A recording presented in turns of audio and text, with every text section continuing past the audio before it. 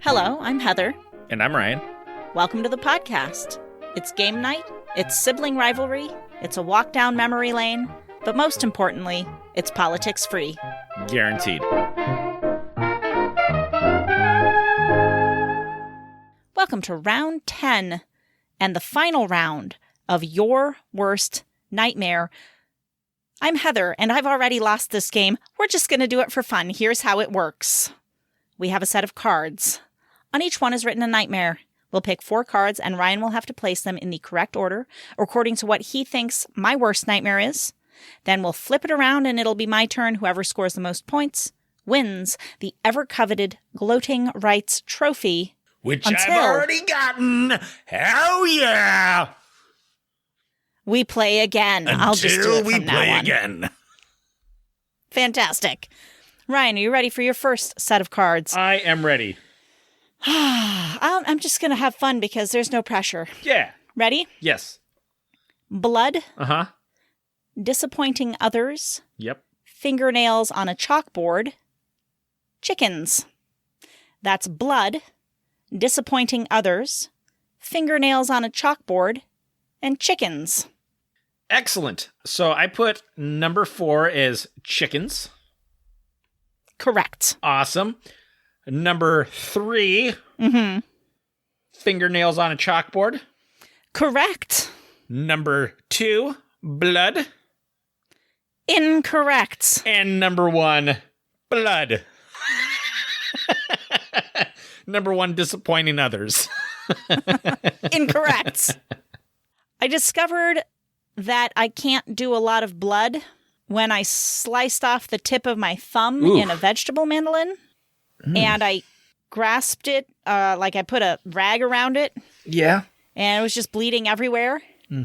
And I picked up the mandolin and looked at the other side, and there was a chunk of my thumb in there. And then I was started to feel a little faint, so I thought, I should look at my thumb too. And I looked at my thumb, and I was like, oh, and I had to sit down so that I didn't pass out. It was bad. I was like, oh, I should not have looked. So then the next time I sliced a finger, since I apparently love doing that to myself, I didn't look at it. I was like, you know what? I learned from last time. I'm going to not look at this disaster, and I'm just going to go straight to the emergency room and have them stitch that and not look the whole time, which is what I did. It worked out great.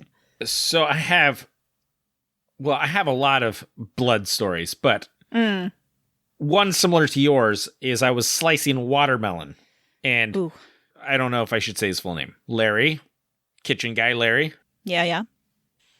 It was summer, so it was like when I was on, quote, junior staff, unquote, and my job was to help out in the kitchen during the summer.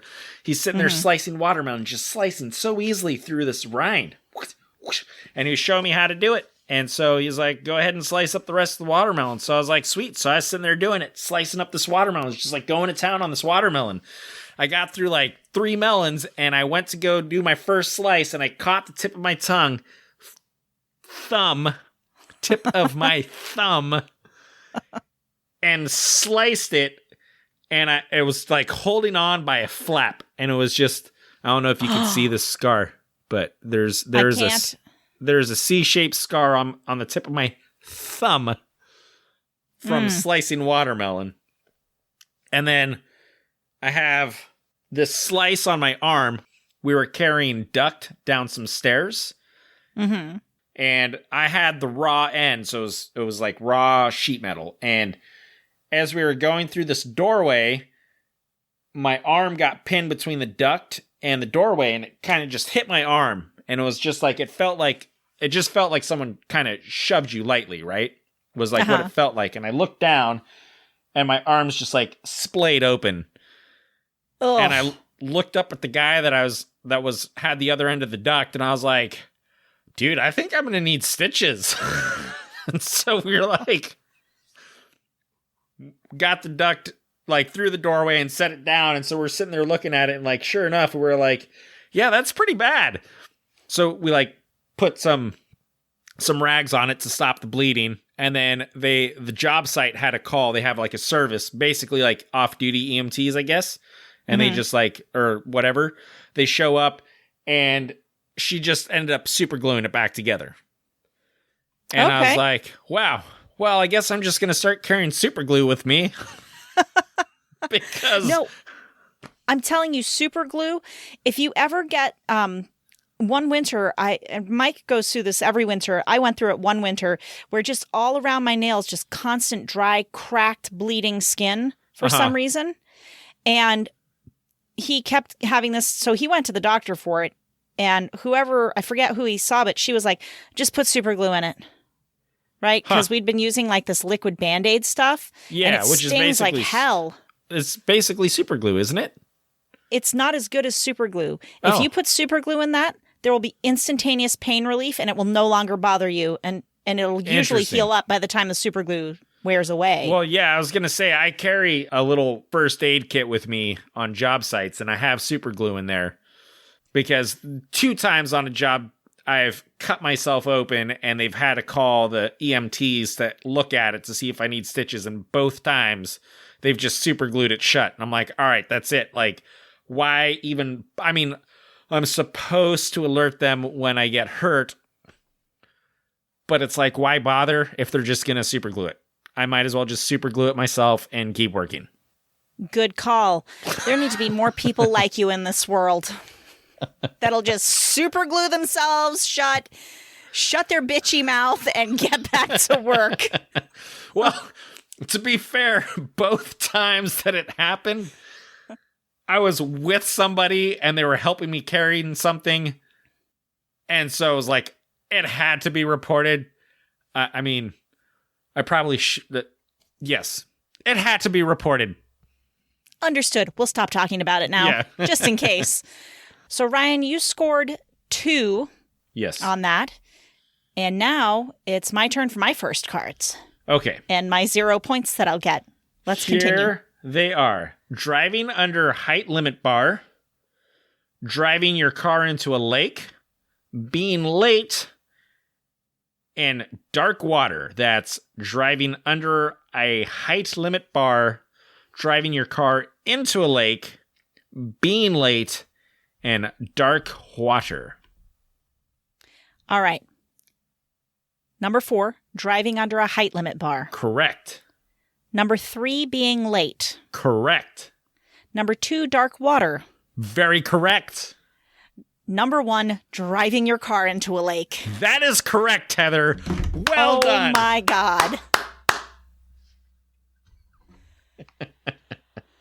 I don't even feel redeemed. Let's just go on to your next cards. All right, we've got dark alleys, break-ins, giving blood, cleaning garbage disposal. That's dark alleys, break-ins, giving blood, cleaning garbage disposal. Okay, I got number 4 as cleaning garbage disposals.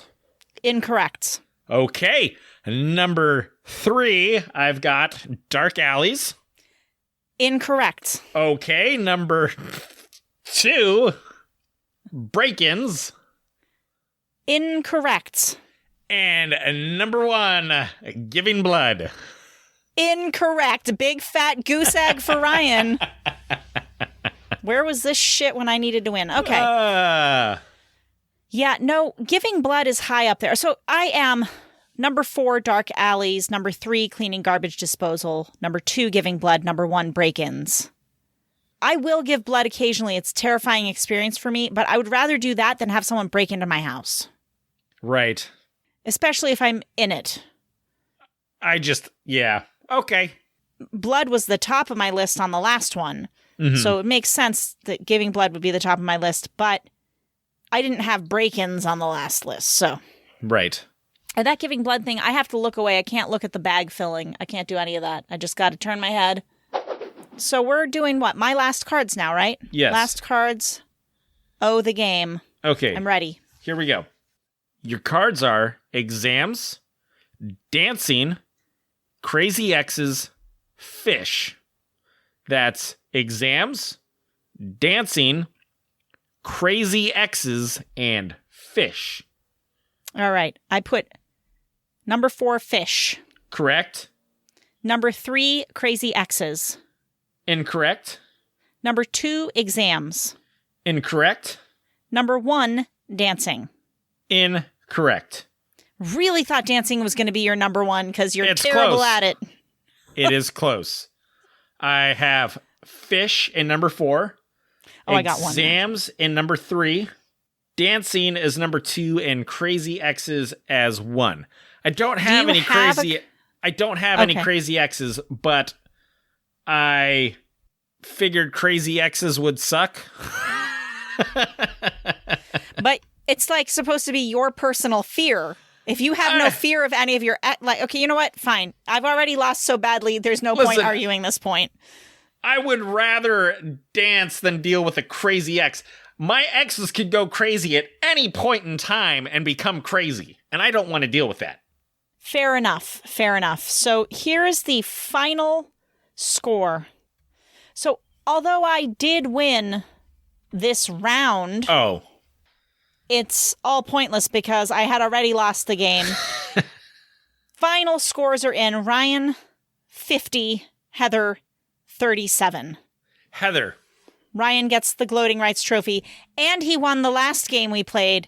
So I definitely think we're going to go with a non-scoring game for our next game. Heather, you still won this round, so you have the Gloating Trophy rights for the round. It doesn't feel as good when I've lost 2 entire games. Heather, we both got the Gloating Rights Trophy today. Can I hug you through this? Hug. Come here. Come here, buddy. And you suck so much. I win. Now it's time for research inspired by this week's game. And I thought it would be fun to explore how to survive driving your car into the lake. And who do you think I consulted on this? Good old Lofty from the 5th edition of the SAS Survival Handbook. Oh, John did Lofty you? Wiseman. They actually have a section for that. He does. He does. Wow. So here's what you do. I'm going to paraphrase it all instead of reading it from the book. Your car ends up in the lake. The first thing you want to do is get out of the car. That's your number one, right? And because of the pressure from the water, you're probably not going to be able to open the door. So you don't want to roll down the window and get out of the car. If for some reason that doesn't happen or can't happen, you want to get those windows rolled up. You don't want them rolled down because your car will sink faster. And also, when you have the windows up, there'll be an air pocket for you as the car fills up with water. So you roll up the windows and you unlock all the doors. That's the first thing you do. Because if you don't unlock the doors, the water might prevent them from becoming unlocked. Sure. When you go down. And what you're going to do is you're going to stand up in the car, get as high as you can, get your head up to the top of it. You're going to wait until literally it's as high as it can get, and you're going to take a deep breath in the leftover air pocket that's up there. Take a deep breath before all the air is gone. Then you're going to open the door and swim out of the car, breathing out as you swim toward the surface. Now, if there are other people in the car and other children, you're going to have them also take off their seatbelts, stand up, getting their head as high as they can. If you've got a baby in the car, hold the baby up to the roof. And you're going to have to hold your breath if you got to wait for somebody to go through the door. Say there's 3 people in the back seat. You're going to have to wait for the other 2 people to leave first. Hold your breath. You're just going to have to hold it till they're gone. Yeah. I think I got that right. Frickin' sounds terrifying. It does sound completely terrifying. By myself, that doesn't sound terrifying. If I've got children and an infant in my car, I'm going to be freaking out. Yeah, because also, how is your infant's not going to maybe know to hold their breath? Well, that could be problematic. I don't know if this is true, but I've heard this multiple times, but apparently infants have a natural tendency to hold their breaths when they become submerged. Interesting. I mean, that explains why literally some newborns can swim. Like, people put them in the water and they just swim. Because they've been swimming pretty much their whole lives. Yeah.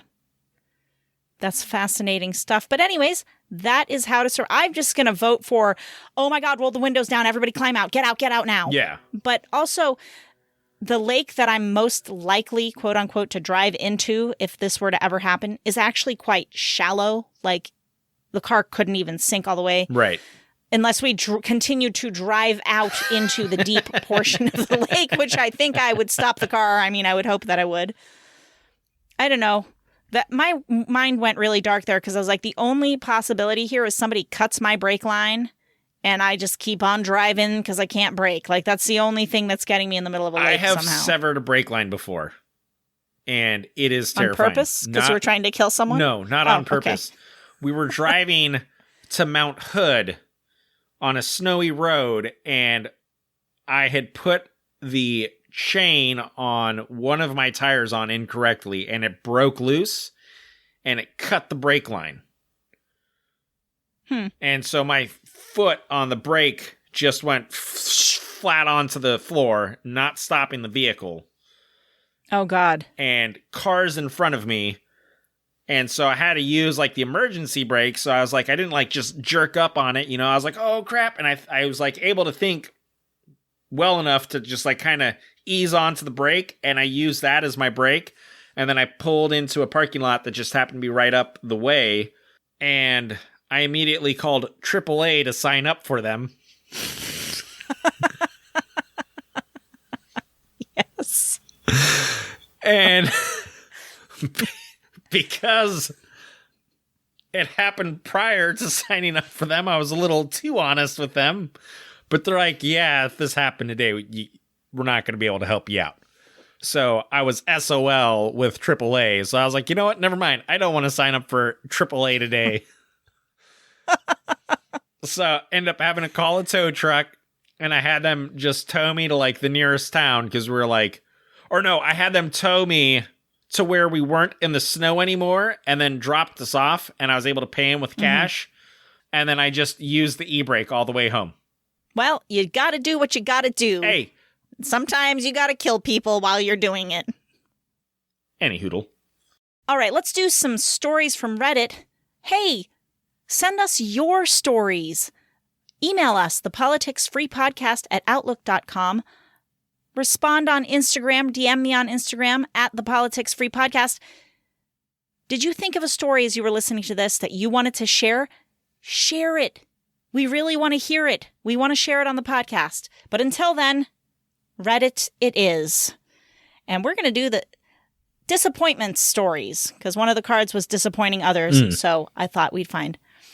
The question actually on Reddit was a serious question. What has been your biggest disappointment yet? From Tobacco. When I was about 3, I asked my mom when the, quote, future was. By future, I meant flying cars, going to space for school, robots, the whole 9 yards. My mother took the question literally and just said, tomorrow, and kissed me goodnight. It's impossible to describe how excited I felt. I was going to be able to fly tomorrow. I could go to the moon. I cannot tell you how disappointed I was when I bolted out the door that next morning. And then this one I just felt bad, from Steppenfloyd. Started going bald in 10th grade. Oof. On the plus side, I don't get cowlicks anymore. From Carmace. So, it is pancake day. I wanted lemon and sugar, then Nutella and orange, but I had 2 lemon and sugars. Now I have a bad aftertaste. Edit. Yes, this is serious. The most annoying moment of my life. To which I say, if that is the most annoying moment of your life, maybe can I have your life? Because, like, yeah, that doesn't sound so bad. Last one here. When I was a kid, Coppertone came out with this sunscreen that was purple and one that was blue. It wasn't explicitly said in the commercials, but somehow I got it in my head that after you rub the sunscreen into your skin, once you got into the water, you'd turn purple or blue. So fucking disappointed. Was it purple and blue so you could see where you're getting the sunscreen and then it goes away? I think so. Okay. Or either that or the bottles were purple and blue. I don't know. Yeah. But probably you put it on and it was a color. But then it goes into your skin, so, you know. Yeah. It is time for the question of the week. What is the most selfish thing you do that you're okay with? Hiding candy and treats from the children. They find every hiding place. Yes. It's absurd. My Rocky Road ice cream recently was discovered. I Oh no. put it in the freezer in the garage Rebecca gave the ice cream to Chloe. And there went my ice cream once it was discovered. Well, you know what you got to do is you got to get like a frozen vegetable bag and just put the ice cream inside of that. It would have to be a really big bag. There's got to be something you can do. I'm sure. Get a Tupperware container that is large enough to fit the ice cream inside of it and then fill up peas around it in the Tupperware container. Or I could just take the ice cream out of the Tupperware container and put it in there because then the kids will just think it's leftovers and they won't touch it. Oh, make sure it's not a see-through Tupperware container, though. Yeah. There you go. That's even easier. Write leftovers on it. Just in case. Leftover Brussels sprouts. Perfect. Something. I feel like I don't do anything selfish, which means I probably am the most selfish person in the world. So I'm just going to go with everything. Everything I do is selfish, and I'm okay with it. Because I have no cognizance of what I do that is selfish. That's all we got. We'll leave you with free advice. I forgot. Free advice last episode. How dare you? Free advice for this episode. Don't drive your lake into a car. Don't drive your car into a lake. That's what I meant. You took the words right out of my mouth, but mixed them up a bit. As always, if you have been listening to and enjoying this podcast, tell somebody about it. Text them, say, hey, I've been listening to this podcast. It's great. I really think you'd appreciate this episode. Don't make it spammy. Don't text them out of the blue if you haven't talked to them in 5 years and be like, listen to this and send them a link. Don't do that. But just be like, this made me think of you. Something, something like essentially unspammy. Yeah. Or just tell them or share it on social. We would love it if you would. Last but not least, if you like this game, you can find it at pressmantoy.com by searching Your Worst Nightmare or go to the link in the show notes. That will take you directly to this product on their website. They're not a sponsor at all. Not yet. Not yet. Until we play again.